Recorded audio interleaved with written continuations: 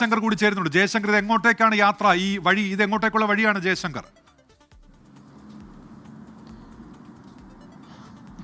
അതായത് ഉന്മേഷ്, അടൂർ ഭാഗത്തേക്കാണ് നിലവിൽ രാഹുൽ മാങ്കൂട്ടത്തിൽ പോകുന്നത്. ഈ അടൂർ ചെന്ന് കഴിഞ്ഞാൽ അടൂർ പല ഭാഗത്തേക്ക് തിരിയാൻ, തിരുവനന്തപുരത്തേക്ക് പോകാം, ആലപ്പുഴയിലേക്ക് പോകാം, അങ്ങനെ പല വഴിയിലേക്ക് തിരിയുന്ന ഒരു ജംഗ്ഷനാണ് അടൂർ എന്ന് പറയുന്നത് പത്തനംതിട്ടയെ സംബന്ധിച്ച്. അതുകൊണ്ട് തന്നെ ഈ വാഹനം അടൂർ എത്തിക്കഴിഞ്ഞാൽ മാത്രമായിരിക്കും രാഹുലിൻ്റെ യാത്ര എങ്ങോട്ടെന്ന കാര്യത്തിൽ കുറച്ചുകൂടി നമുക്കൊരു വ്യക്തത വരിക. രാഹുലുമായി ബന്ധപ്പെട്ട ഒരു വൃത്തങ്ങളും തിരുവനന്തപുരത്തേക്ക് പോകുന്ന ഒരു കാര്യം സ്ഥിരീകരിക്കുന്നില്ല. പക്ഷേ തിരുവനന്തപുരത്തേക്ക് രാജി സമർപ്പിക്കാനുള്ള യാത്ര അത് തള്ളിക്കളയാനുമാകില്ല. രാഹുലും രാഹുലിൻ്റെ സുഹൃത്ത് ഫെനി ഉൾപ്പെടെ മറ്റ് രണ്ട് സുഹൃത്തുക്കളും കൂടിയാണ് വാഹനത്തിലുള്ളത്. അങ്ങനെ ആകെ 4ഓളം പേരാണ് ഈ വാഹനത്തിലുള്ളത്. ഈ വാഹനം അടൂർ ഭാഗത്തേക്കാണ് അതിവേഗത്തിൽ ചീറിപ്പാഞ്ഞ് പോകുന്നത്. എങ്ങോട്ട് പോകുന്നു എന്ന ചോദ്യത്തിന് ഒരു മറുപടിയും രാഹുൽ മാങ്കൂട്ടത്തിൽ നൽകിയിട്ടില്ല. 4 ദിവസമായി ഈ ആരോപണം ഉയർന്നതിന് പിന്നാലെ അദ്ദേഹം വീട്ടിൽ തന്നെയാണ്, വീട്ടിന് പുറത്തേക്ക് ഇറങ്ങിയിട്ടില്ല. ഇന്നലെ രാത്രി മാത്രമാണ് കുറച്ചു നേരമെങ്കിലും ഈ വാഹനം, അല്ലെങ്കിൽ അദ്ദേഹം ഒരു വാഹനത്തിൽ പുറത്തേക്ക് പോയത്. അമ്മ വീട്ടിലേക്കായിരുന്നു രാത്രിയിലെ യാത്ര. പിന്നീട് വീട്ടിലേക്ക് തിരിച്ചെത്തുകയും ചെയ്തു. പക്ഷേ അതിനുശേഷം ഇന്ന് മാധ്യമങ്ങളെ കാണുന്നു, ഒരു വിഷയത്തിൽ തനിക്ക് പങ്കുവയ്ക്കാനുള്ള ഒരു ഓഡിയോ സന്ദേശം പങ്കുവയ്ക്കുന്നു. അതിനുശേഷമാണ്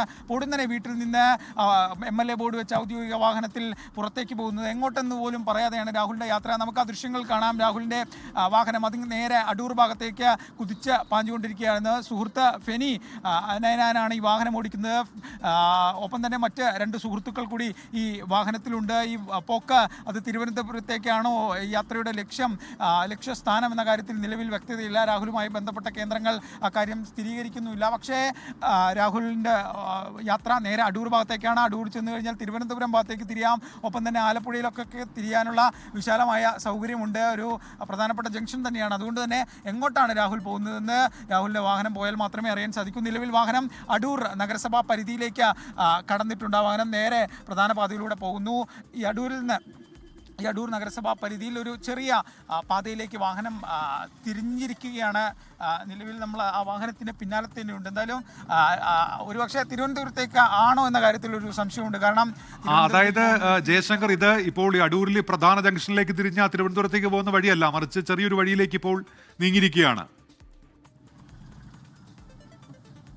ഒരു ചെറിയ പാതയിലേക്കാണ് നിലവിൽ വാഹനം തിരിഞ്ഞിരിക്കുന്നത്. എങ്ങോട്ടാണ് രാഹുലിൻ്റെ എന്നുള്ളത് രാഹുലിൻ്റെ സാരഥിക്കും മാത്രമേ ഒരുപക്ഷെ ഇപ്പോൾ അറിയാൻ സാധ്യതയുള്ളൂ. കാരണം രാഹുൽ വാഹനത്തിൽ കയറുന്നത് വരെ സാരഥിയോട്, സുഹൃത്ത് ഫെനി നയനാനോട് എങ്ങോട്ടാണ് പോകേണ്ടത് എന്ന കാര്യം രാഹുൽ വ്യക്തമാക്കിയിരുന്നില്ല. അതുകൊണ്ട് തന്നെ രാഹുലിന് മാത്രമായിരിക്കും എങ്ങോട്ടാണ് യാത്ര എന്ന കാര്യത്തിൽ നിലവിൽ വ്യക്തതയുള്ളൂ.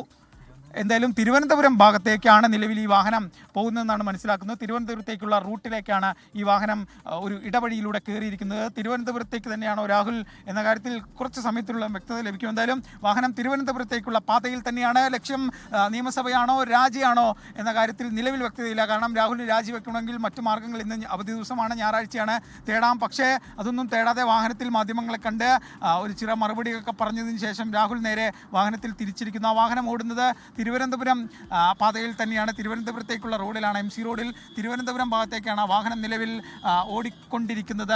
പ്രധാന പാതയിലൂടെ തന്നെ MC റോഡിലൂടെ രാഹുൽ മാങ്കൂട്ടത്തിൻ്റെ വാഹനം തിരുവനന്തപുരം ഭാഗത്തേക്ക് പോകുകയാണ്. പക്ഷേ അടൂരിൽ നിന്ന് തിരുവനന്തപുരത്തേക്ക് അല്ലാതെ മറ്റിടങ്ങളിലേക്കൊക്കെ തിരിയാനുള്ള വഴികളുണ്ട്. അതുകൊണ്ട് തന്നെ എങ്ങോട്ടേക്കാണ് രാഹുൽ എന്ന കാര്യത്തിൽ ഇപ്പോഴും വ്യക്തതയില്ല.